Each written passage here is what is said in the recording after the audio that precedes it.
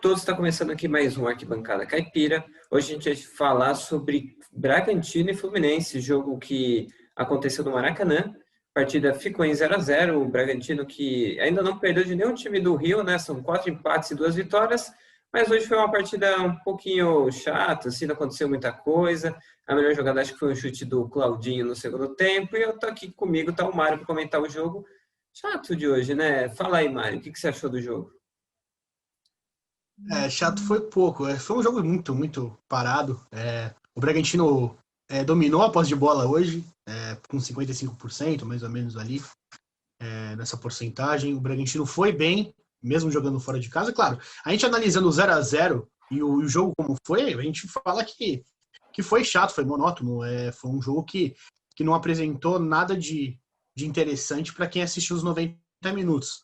Mas com relação ao resultado do Bragantino, foi positivo, né? Tirar um ponto fora de casa, ainda mais no Maracanã, é muito importante. O Bragantino hoje ele tá ali na briga, não pela zona de... Claro, se conseguir uma zona da Sul-Americana seria incrível, mas hoje a preocupação principal é sair ali do Z4, né? Perto do Z4. Hoje o clube terminou agora fora, então isso é o ideal para o Bragantino nesse momento do Campeonato Brasileiro. Mas o time jogou, assim, tentou dominar. Comparado ao Fluminense, foi muito melhor, né? Nos 90 minutos, se eu falo de posse de bola, de finalização, o Bragantino vem evoluindo dos últimos meses, principalmente do mês passado para esse. Isso eu digo em resultado. A gente vê a forma do time atacar, tá de uma maneira totalmente diferente do início da competição. Isso eu digo até na metade. Então a gente vê que o Bragantino está evoluindo e o time jogando para tentar definir um resultado. A gente não vê mais o Bragantino perdendo tantos gols, né? Finalizando errado durante os 90 minutos. Mas o time foi muito bem. O Claudinho foi bem hoje. O Arthur também foi bem. Eu acredito que ele foi um dos jogadores que jogou muito bem. O Ítalo também. Mas a questão do 0-0 sempre é chato para quem está assistindo, né? Hoje, vale lembrar, o Bragantino agora é o 14º colocado, tem 26 pontos e fica um pouquinho mais tranquilo, né? O Vasco tomou 4-1 do Ceará, vai se afundando junto com o Botafogo e com o Curitiba. O time não está nem na zona da Sul-Americana, o time nem está na zona da Sul-Americana e também não está no Z4, né? Tá ali no meio ali. No meio do... Uma vitória hoje seria muito bom, porque o time ia subir para a 9ª posição, ia passar o Fortaleza, o Corinthians, ia estar lá na primeira página da tabela, algo assim inesperado para quando você olhava um pouquinho atrás os últimos jogos do Bragantino, que agora tem 8 jogos em sequência, sem contar a Copa do Brasil, né, contando jogos de brasileiro, e só tem uma derrota. As outras 2 derrotas são para o Palmeiras na Copa do Brasil.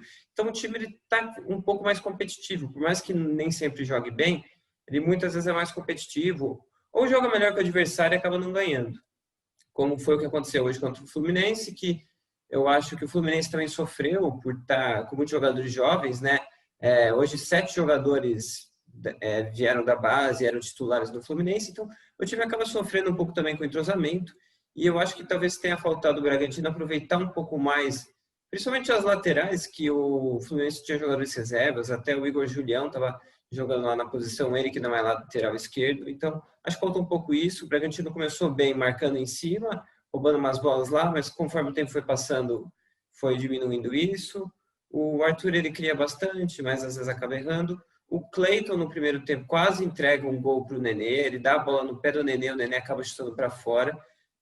O Cleiton, que vem bem nos últimos jogos, mas hoje quase que entrega uma bola e que o Fluminense aproveita e pode sair com a vitória, né? E esse é um ponto importante esse, que o Bragantino ia perder. E na próxima rodada agora o Curitiba é o adversário do Bragantino, o jogo em Curitiba é um adversário direto, assim, nessa briga contra o rebaixamento. O Curitiba vem mal no campeonato, é tropeçado, troca de técnico. Foi a primeira derrota no primeiro turno, não foi a primeira derrota, mas foi uma derrota muito doída no primeiro turno. Em Bragança, o Bragantino sai na frente, toma a virada. Aquele momento eu acho que o time começa a perder um pouco de confiança no Felipe Conceição, que depois acaba sendo a queda dele. Então, agora é um jogo importante num adversário. Para mim foi o pior jogo, né, do Bragantino no ano, assim, nível de resultado e também do que esperava. Era um jogo essencial ali naquele primeiro turno foi esse jogo contra o Coritiba, porque o Coritiba estava praticamente numa vibe muito negativa, né? O time tinha acabado de perder um estadual para o Atlético Paranaense em casa, vivia situações desconfortáveis com resultados. O time não tinha um técnico, né? Tava com o Moser de interino. E o Coritiba deu um passeio no Bragantino, né? Dentro de casa. Então, no Marcelo Stefani, atual na Bia Bichedi. Então, assim, foi algo complicado que mudou muito a situação do Bragantino naquele momento, né? Eu acho que agora mudou totalmente a situação para esse segundo turno.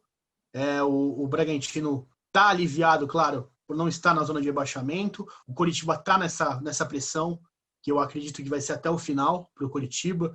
Não só para o Coritiba, mas para muitos clubes tradicionais no Campeonato Brasileiro. A gente vê o Vasco da Gama muito mal, o Botafogo muito mal, o Botafogo demitindo o Ramon Dias sem estrear. Enfim, não faz nem o menor sentido que o Botafogo fez. Mas a gente vê isso. E o Bragantino, eu acredito que está evoluindo.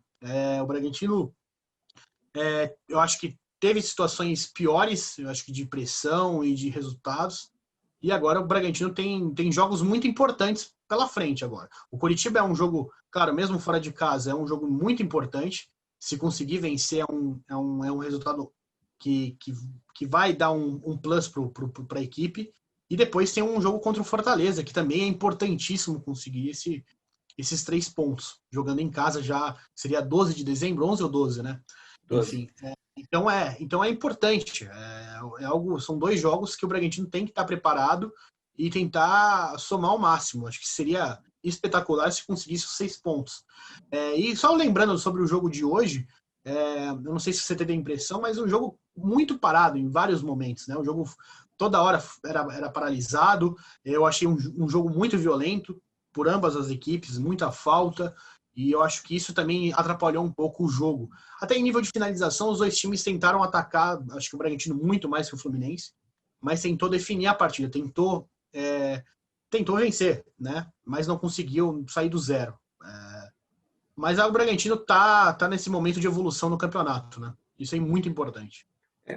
Um número que eu acho que é interessante do Bragantino é que o time tem caído os gols que tem sofrido e é o time que menos sofreu gol em bola parada no campeonato. Algo que quando você olha lá no começo era algo que você já tinha um pouco de medo, né? O Bahia foi um jogo que marcou muito esse momento. Hoje o time só tem 5 gols no campeonato inteiro.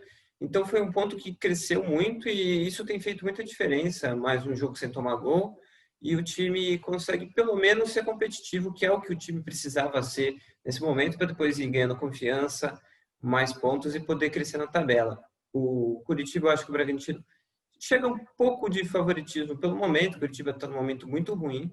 Você pega assim, olha a tabela, o Curitiba está lá em 18º e vem de 3 derrotas, né? O Curitiba, ele perdeu do Corinthians, do Flamengo e do Bahia. A última vitória foi contra o Atlético Goianiense, isso lá no dia 31 de outubro. Então, assim, é um time que está num momento muito ruim. E o Bragantino, assim como no primeiro turno, pega ele e tem que vencer para poder se consolidar na tabela, né? E poder ter mais tranquilidade.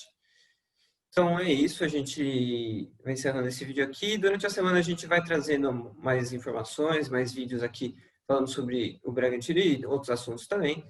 E a gente volta no próximo jogo do Bragantino contra o Curitiba também para falar sobre essa partida. Queria agradecer ao Mário e a todo mundo que pôde acompanhar aqui o nosso vídeo falando sobre o jogo do Bragantino contra o Fluminense. Valeu e até o próximo Arquibancada. Até mais.